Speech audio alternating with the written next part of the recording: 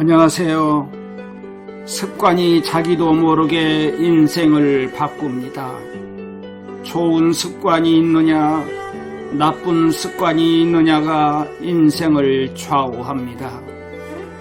습관은 잠재의식, 즉 무의식이 담당하고 있기 때문에 사람의 의지인 의식만 가지고는 습관을 바꾸기가 어렵습니다.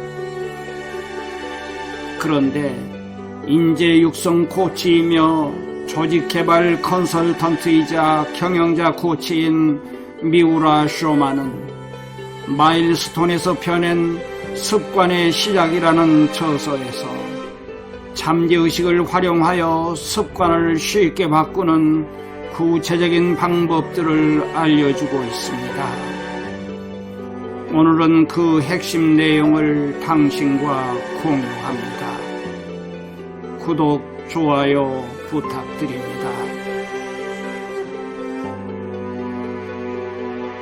습관을 바꾸려면 잠재의식의 특성을 이해하고 습관을 바꾸는 것에 대한 저항을 줄여서 잠재의식을 내 편으로 만든 후에 습관을 바꾸는 습관화를 진행하는 것이 효과적입니다. 잠재의식은 컴퓨터, 원자에너지와 함께 20세기 3대 발명품 중에 하나로 꼽힙니다. 잠재의식은 정신분석으로 유명한 프로이드가 처음으로 주장했습니다. 습관화가 잘 되지 않는 이유는 당신이 의식하지 못하는 마음속 깊은 곳에서 잠재의식이 강하게 저항하기 때문입니다. 새로운 습관으로 간단히 바꿀 수 있는 방법은 바로 잠재의식을 내 편으로 만드는 것입니다. 습관화 초기에는 의식적으로 매일 꾸준히 지속하는 것이 가장 중요합니다. 좋은 습관화는 뇌의 구조를 바꿉니다. 스위치로 작용하는 습관을 하나 찾아내어 그것을 습관화하면 인생이 달라집니다. 좋은 습관이 뇌의 힘까지 향상시킵니다. 습관화된 상태는 의지력을 활용할 필요가 거의 없는 상태입니다. 습관화로 들어가는 과정에서 유화감이 생깁니다. 능숙하지 않은 일을 하려고 하니 유화감이 일어난 것입니다. 습관화를 실천할 때 유화감이 사라지는 것이 능숙해졌음을 나타내는 척도가 됩니다.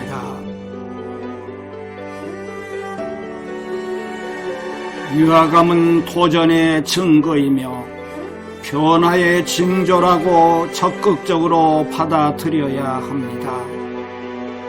사람은 잠재의식에 지배당합니다. 잠재의식에 설치된 프로그램이 어느 틈엔가 당신을 조종하고 당신은 무심코 그 프로그램에 따라 행동하게 됩니다. 잠재의식은 이처럼 엄청난 힘을 지니고 있습니다. 따라서 아무리 노력해도 당신의 의지력으로는 당신을 조종하는 강력한 잠재의식에 저항하지 못하고 속절없이 패배해서 안 좋은 습관을 반복하는 것입니다. 사람은 자신의 사고나 의식에 따라 행동한다고 생각합니다. 그리고 그 행동은 스스로 선택하고 결단한 결과라고 믿습니다.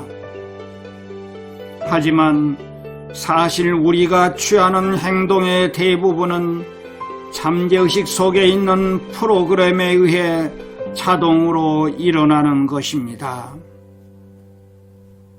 잠재의식 프로그램과 컴퓨터 프로그램은 기본적으로 동일합니다. 컴퓨터 프로그램에서는 어떤 입력을 하면 정해진 출력이 나옵니다. 잠재의식 프로그램도 어떤 오감 정보를 받으면, 즉 입력되면 늘 정해진 반응을 합니다. 즉 출력을 하는 것입니다. 잠재의식에 새겨진 프로그램이 당신의 인생을 결정한다고 해도 지나친 말이 아닙니다. 이런 잠재의식의 특성을 이해하고 잠재의식 속에 있는 프로그램을 통제한다면 잠재의식을 내 편으로 끌어들일 수 있습니다. 사람의 정신을 빙산으로 나타낸다면 수면 위로 드러난 부분은 우리가 의식할 수 있는 부분이며 이를 현재의식이라고 부릅니다. 현재의식은 스스로 인식할 수 있는 부분입니다. 현재의식의 기능은 주로 좌뇌에 위치합니다. 수면 아래에 있는 부분, 즉 스스로 의식할 수 없는 부분이 잠재의식입니다. 잠재의식은 마음속 깊은 바닥에 잠겨있는 본능적인 의식입니다. 자각하지는 못하지만 당신의 사고방식과 행동에 지대한 영향을 끼칩니다. 잠재의식은 현재의식의 의지력을 능가하는 힘을 지니며 알면서도 멈출 수 없는 행동을 일으킵니다. 잠재의식의 힘은 현재의식의 힘보다 2만 배 이상 크다고 합니다. 잠재의식 속에 있는 프로그램에 따라 행동하는 것을 멈추고 자신이 직접 의도적으로 설계도를 만들어 스스로 수정해 나간다면 당신도 잠재의식의 크나큰 힘을 활용해서 인생을 헤쳐나갈 수 있습니다. 잠재의식 속의 프로그램은 날마다 묵묵히 반복함으로써 오랜 시간에 걸쳐 수정할 수 있습니다. 습관화는 잠재의식의 체질 개선이라고 할 수 있습니다. 잠재의식은 평안과 안전을 가장 중요하게 여긴다는 특징이 있습니다. 평안과 안전을 위해 잠재의식은 기본적으로 항상 현상 유지를 하려고 노력합니다. 현 상황을 바꾸는 것을 무척 위험한 일로 여김으로 저항하게 됩니다. 평안과 안전 욕구가 위협받는다고 판단하면 변화가 일어나지 않도록 브레이크를 걸기 시작합니다. 사람이 좀처럼 달라지지 않는 근본적인 원인은 바로 여기에 있습니다. 따라서 무언가 갑자기 바꾸려고 하면 잠재의식의 강력한 저항에 부딪히고 맙니다. 이처럼 잠재의식은 매우 보수적입니다.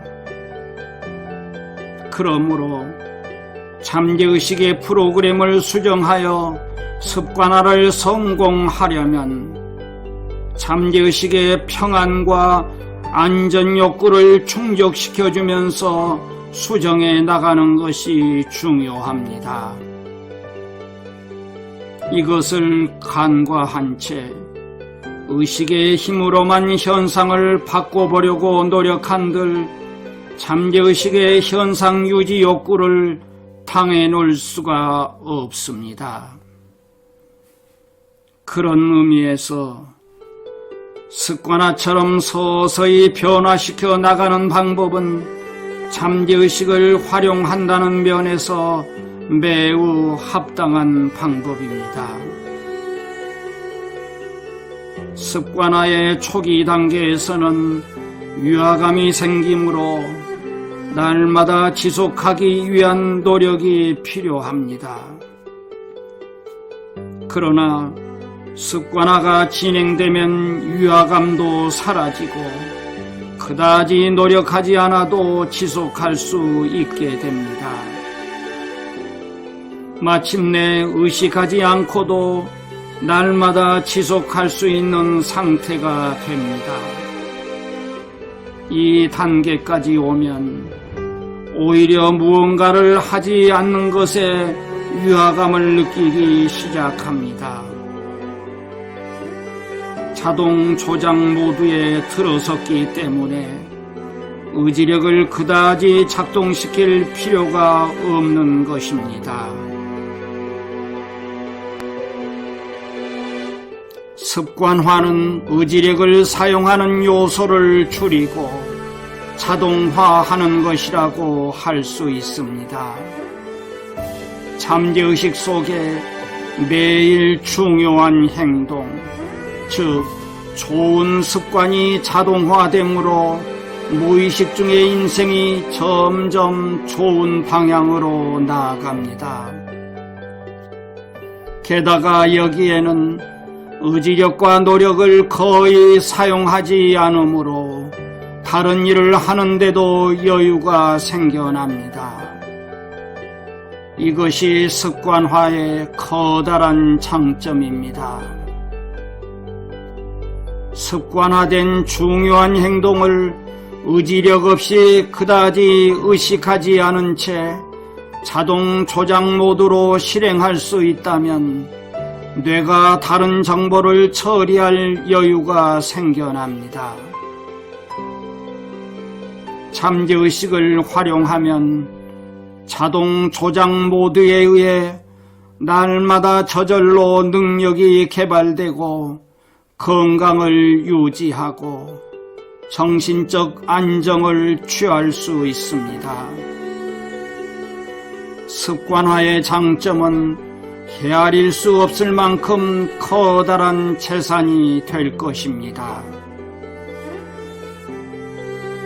습관을 들여내는데 실패하는 경우가 많은 것은 습관화를 시작할 때 의지력만으로 너무 노력하거나 너무 참거나 너무 무리하는 것이 원인입니다. 주목해야 할 것은 의지력은 소모된다는 사실입니다. 즉, 의지력으로 무언가를 지속하는 데는 한계가 있다는 뜻입니다. 게다가 의지력이 소모되면 성과도 낮아집니다. 의지력은 소모되기 때문에 습관화를 시작하는 초기 단계에서는 되도록이면 의지력을 많이 사용하지 않도록 하는 것이 중요합니다. 더욱 중요한 것은 일단 한 가지에 집중하기입니다. 다시 말해, 한 번에 여러 가지를 습관화하려고 하지 않는 것입니다. 여러 가지를 동시에 습관화하려고 하면 그만큼 의지력 소모도 심해집니다. 우선 스위치 역할을 하는 습관 하나를 철저히 습관화하는 것이 성공으로 가는 가장 빠른 지름길입니다.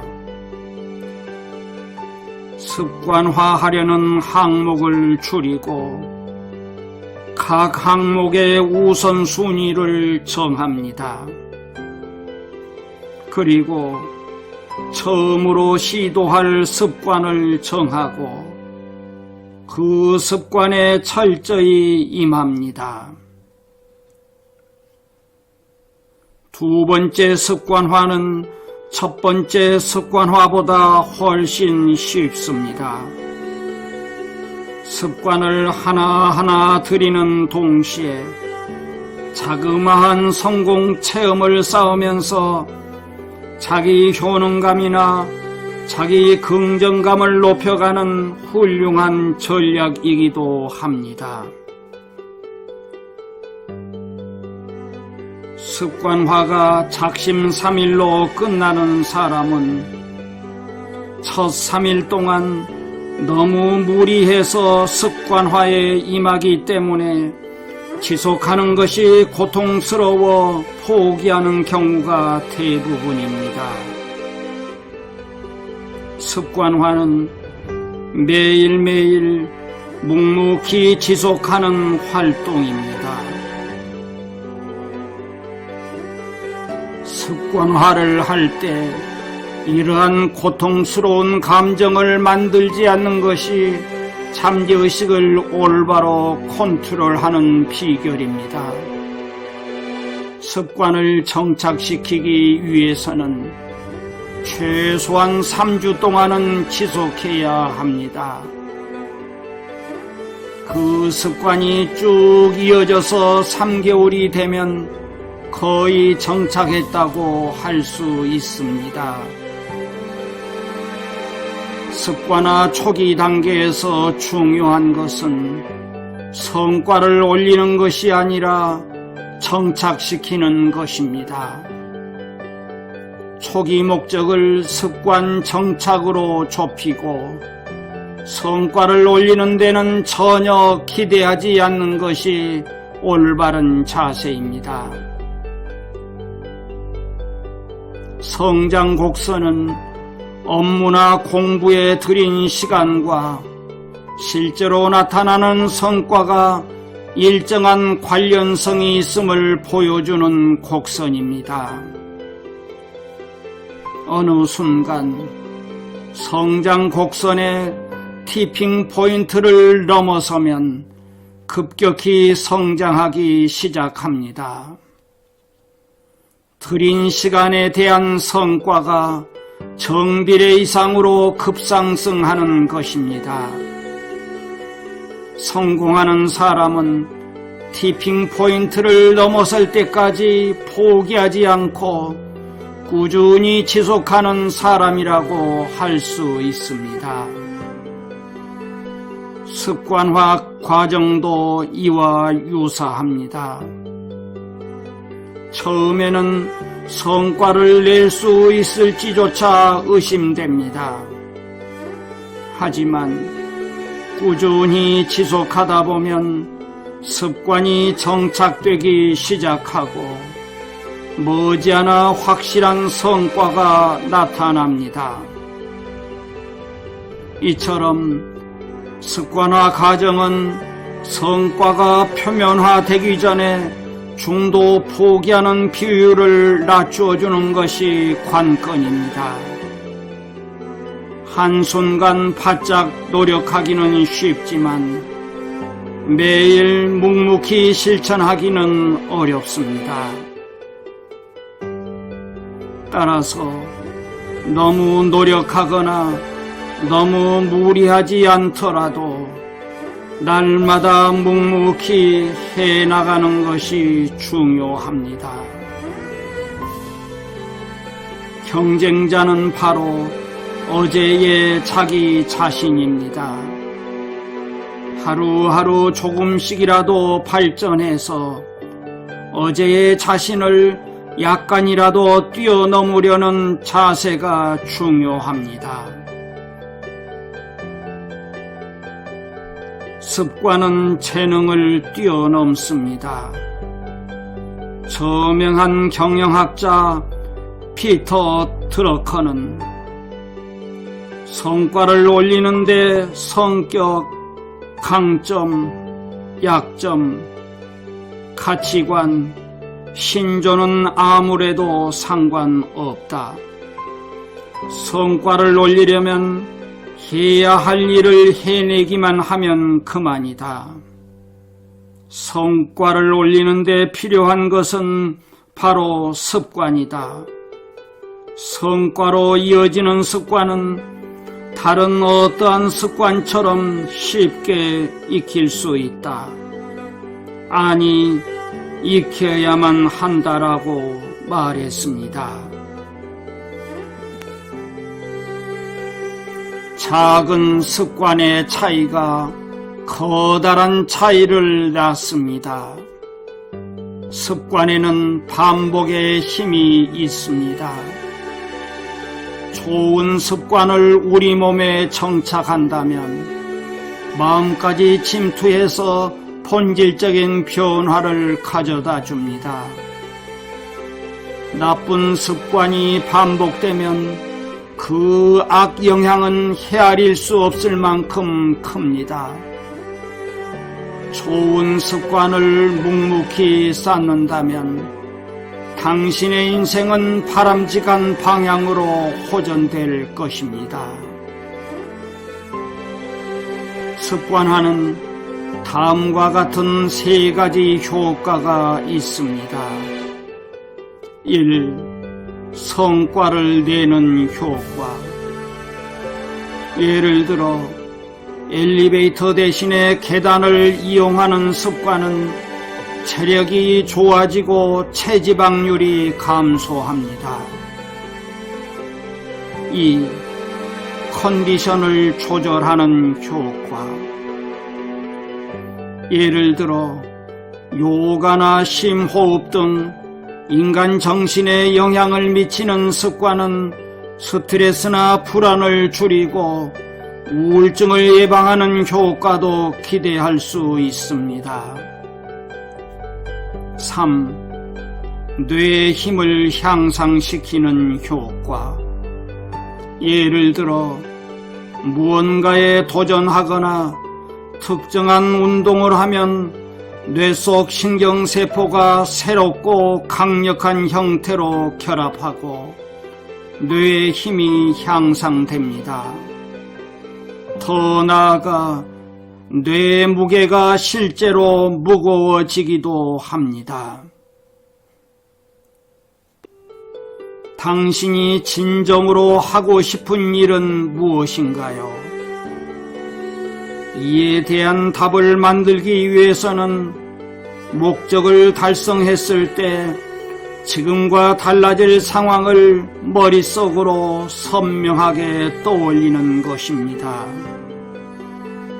머릿속으로 그 상황을 떠올릴 때는 가능하면 구체적이고 선명하게 떠올리는 것이 매우 중요합니다.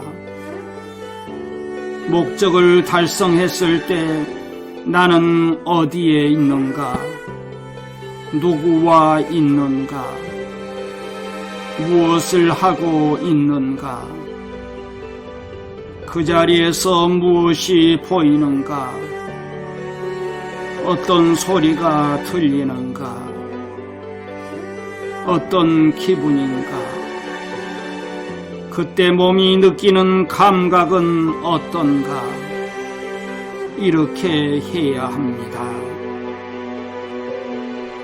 그때 일이 마치 지금 이 순간 일어나고 있고 그것을 온몸으로 체험하고 있는 듯이 떠올려야 합니다. 그런 이미지를 구체적이고 선명하게 떠올리면 당신의 잠재의식이 자극을 받아 움직이기 시작합니다. 다음 단계는 떠오른 이미지를 글로 적는 것입니다. 글로 적으면 실천하기 쉬워진다는 잠재의식을 발동시키는 효과도 있으므로 반드시 실행해 보기 바랍니다. 습관화의 초기 단계에서는 의식적으로 습관에 집중해야 합니다. 일단 습관 하나를 행동의 우선순위에서 상위에 올려놓고 무의식적으로 하고 있다의 단계까지 끌고 갑니다.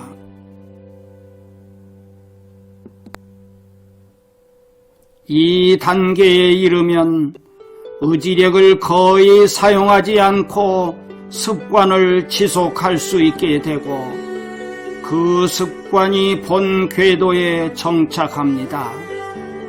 매일 잠들기 전에 메모장이나 일기장에 그날의 목표를 얼마나 실천했는지 적어보기를 추천합니다.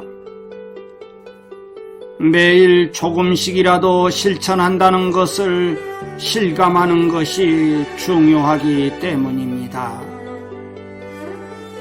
습관 바꾸기의 목표를 긍정적인 말로 표현하세요.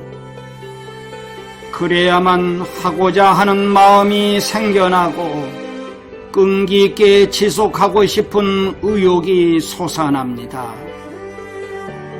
부정어와 금지어를 절대로 사용하지 않습니다. 예를 들면 나는 무엇을 하지 않겠다는 말은 부정어이며 금지어이기 때문에 잠재의식에 받아들이지 않습니다. 왜냐하면 잠재의식은 부정어와 금지어를 해석하지 못하기 때문입니다. 그러므로 긍정어로 예를 들면 나는 무엇을 하겠다는 식으로 표현해야 합니다. 습관화를 할 때 예를 들면 조깅 같은 유산소 운동을 할 때도 조금 더 오래 달려도 괜찮겠는데 하는 아쉬운 느낌이 드는 시점에서 멈추는 것이 좋습니다. 그래야만 더 달리고 싶다는 즐거운 감정을 자극해서 잠재의식 수준의 지속력을 만들어낼 수 있기 때문입니다. 함께 습관화에 임하는 파트너가 있으면 습관화 방법에 관해 서로 의견, 경험담, 아이디어를 교환할 수 있다는 장점도 있고 서로 자극을 주고받으며 더 즐겁게 습관화를 진행할 수 있습니다. 쾌적 영역은 굳이 도전하지 않아도 해낼 수 있는 익숙한 영역을 말합니다. 사람은 익숙한 것에 안도감을 느낍니다. 이러한 쾌적 영역을 넘어서면 안전이 위협받을 가능성도 있습니다. 따라서 사람은 무의식 중에 쾌적 영역 안에서만 활동하려는 경향이 있습니다. 그런데 쾌적 영역을 넘어서면 커다란 장점이 생긴다는 사실이 다양한 연구를 통해 밝혀졌습니다. 스탠퍼드 대학교 심리학부 교수 캐롤 드웩은 미국 각지에서 중학생을 대상으로 실험을 했습니다. 학생들을 두 그룹으로 나누고 한 그룹에는 무언가를 가르쳤고 다른 그룹에는 가르치지 않았습니다. 그 결과 무언가를 가르치지 않은 그룹은 시간이 갈수록 수업 내용을 어려워했고 성적도 떨어졌습니다. 그런데 무언가를 가르쳐준 그룹은 성적이 쑥쑥 올라갔습니다. 그것은 바로 무언가를 새롭고 어려운 내용을 학습하기 위해 쾌적 영역을 넘어설 때마다 뇌 속 신경세포가 새롭고 강력한 형태로 결합한다는 뇌과학에 의해 증명된 사실입니다. 즉, 쾌적 영역을 넘어서서 새로운 일이나 어려운 일에 도전하려고 하면 그에 대응하기 위해 뇌 속 신경세포가 새롭고 강력한 형태로 결합함으로써 뇌 능력이 높아져 머리가 좋아진다는 뜻입니다. 쾌정 영역을 넘어설 때 필요한 것은 혈단입니다. 혈단은 뇌 신경세포를 강력하게 결합시키고 당신의 잠재 능력 자체를 향상시킵니다. 자, 잘 보셨나요? 끝까지 시청해 주셔서 감사합니다. 구독, 좋아요로 응원해 주십시오.